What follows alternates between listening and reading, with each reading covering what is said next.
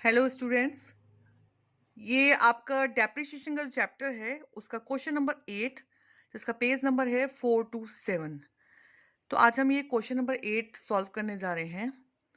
यहाँ पर है ऑन 1 जनवरी 2017, यानी कि 1 जनवरी 2017 को purchase a machinery for rupees 80,000। 80,000 की एक मशीन परचेस करी जिसमें इंस्टॉलेशन चार्जेस लगे 20,000, कुछ एक्सपेंसेस भी लगे, कुछ इंस्टॉलेशन भी लगे, टोटल 20,000। उसकी यूजफुल लाइफ थी 4 इयर्स की। स्क्रैप वैल्यू थी 40,000 की।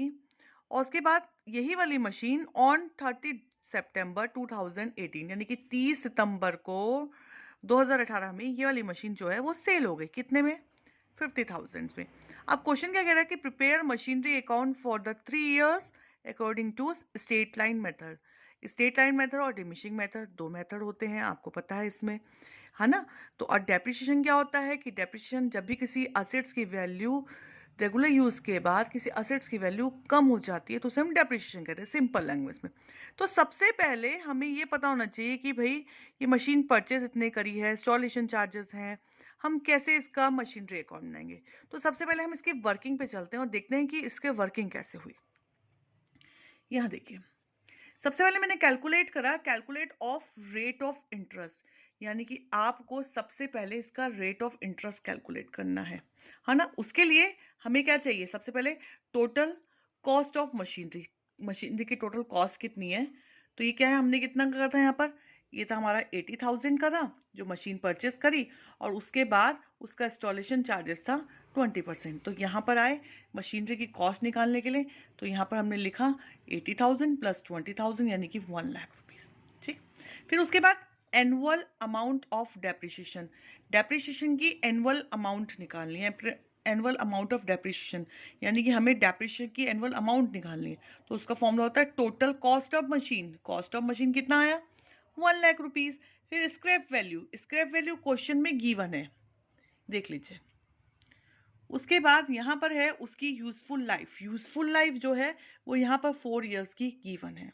तो हमने यहाँ पर फिट करा उसको, हमने यहाँ पर लिखा इसका कॉस्ट ऑफ मशीन कितना है? 1,00,000 रुपीज है। स्क्रैप वैल्यू 40,000 है अपॉन 4। 1,00,000 में से 40,000 माइनस हुआ 60,000 अपॉन 4, यानी कि 50,000 इसका आंसर आया, राइट। उसके बाद इसमें रेट ऑफ डेप्रिसिएशन निकालना है। रेट ऑफ डेप्रिसिएशन के लिए फॉर्मूला होता है annual depreciation into 100 upon total cost. तो एनुअल डेप्रिसिएशन क्या है हमारी? ये है हमारी 15,000, ठीक, into 100। Total cost, cost of machine कितना है हमारा? 1,00,000 रुपीज। तो हमने 1,00,000 रुपीज लिख दिया।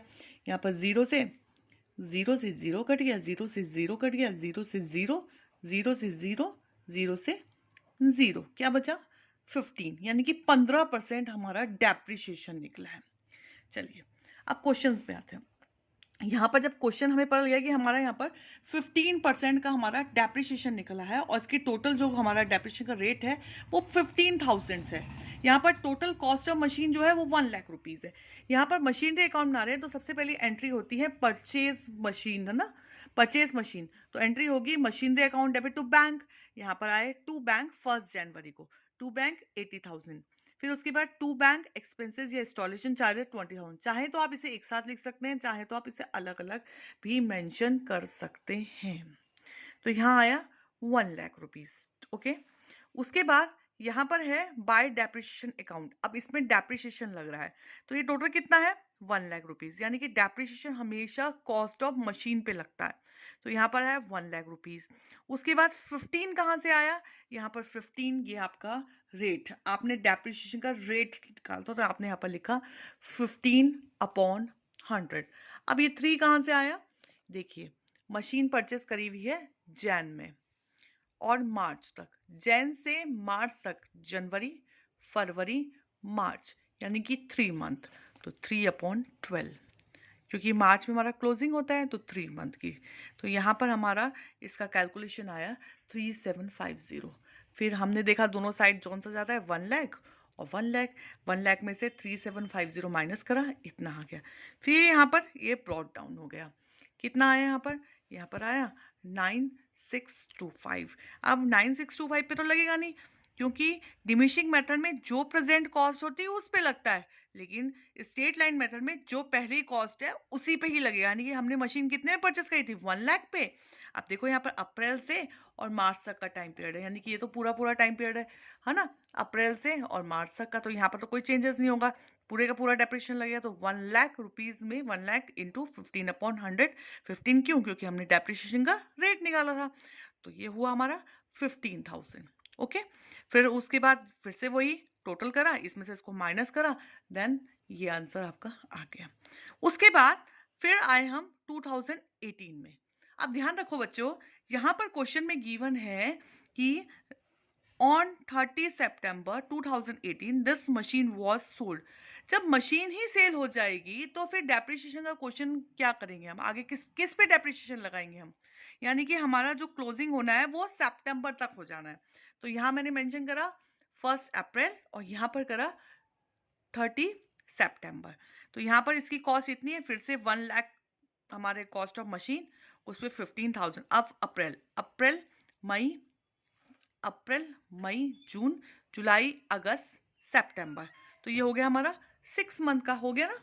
तो ये होगा 6/12। तो ये डेप्रिसिएशन लगी 1 लाख पे और 15/100 6/12, ये टोटल कैलकुलेशन आया इसका 7500। अब यही वाली जो मशीन थी वो सेल हो गई। ये जो मशीन थी, ये 1 लाख वाली जो मशीन थी, ये क्या हो गई, सेल हो गई। कितने में सेल हुई? 50,000 पे। तो यहाँ पर मैंने लिखा बाय बैंक और 50,000। अब एक थोड़ी सी कैलकुलेशन रहती है कि हम इसे प्रॉफिट एंड लॉस कैसे निकालें, ठीक है ना। तो उसकी कैलकुलेशन एक बार हम देख लेते हैं ताकि आपको इजी समझ में आ जाए। यहाँ पर आया calculation of profit and loss on sale of machine, यानी कि सेल ऑफ मशीन की हमें कैलकुलेशन निकालनी है। तो फर्स्ट पॉइंट है ए, टोटल कॉस्ट ऑफ असेट्स। अब टोटल कॉस्ट ऑफ असेट कैसे निकलेगी? जितने परचेस करी उसमें इंस्टॉलेशन चार्जेस हुआ, तो उससे आपकी टोटल कॉस्ट निकल गई, यानी कि 1 लाख रुपीज। फिर इसमें लेस होगी सारी डेप्रिसिएशन, जितनी भी अभी तक डेप्रिसिएशन लगी है ना। कौन कौन सी? फर्स्ट पहली लगी थी 1 जनवरी से 31 मार्च तक की, 17 की। तो 17 में इतनी थी, ये देखो 17 में कितनी थी, इतनी थी। उसके बाद 1 अप्रैल से लेकर और 2017 से लेकर 18 तक लगी थी 15,000, ये देखो आपकी 15,000 थी यहाँ पर। उसके बाद 1 अप्रैल 2018 से 30 जून तक, है ना, 6 मंथ का हुआ था, क्योंकि इस टाइम पे तो मशीन सेल हो रही है। कितना हुआ? 7500। तो यहाँ पर हमने लिख दिया 7500। इन तीनों का टोटल करा, ये आ गया। फिर 1 लाख में से ये माइनस करा, जिसको हम नेट वैल्यू निकालनी है। हमें नेट वैल्यू निकालने के लिए हमने क्या करा, ए में से बी को माइनस कर दिया, यानी कि 1 लाख में से इसके टोटल को माइनस करा, इतना आया। फिर उसके बाद हमने देखा कि 50,000 की क्या हुई थी, मशीन सेल हुई थी। तो जब सेल हुई तो इसमें से माइनस करेंगे ना, तो हमने क्या बोलते हैं, जो भी सेल हुआ थी मशीन 50,000 की, उसमें से उसको माइनस कर दिया। माइनस करके हमारे पास आया loss on sale of machine. भाई लॉस ही तो हुआ है, एक तरह से देखा जाए तो हमें लॉस ही हुआ है कि हमारा टोटल वैल्यू इतना था उसका, उस पर फिर डेप्रिसिएशन लगे, यानी कि उसकी वैल्यू इतनी हो गई थी, फिर 50,000 का, और ये इतना हो गया। ठीक है, तो आई होप कि आपको ये क्वेश्चन समझ में आया होगा और आप इसे अपनी नोटबुक में प्लीज पूरा इसी प्रोसेस से सॉल्व करेंगे। Thank you so much.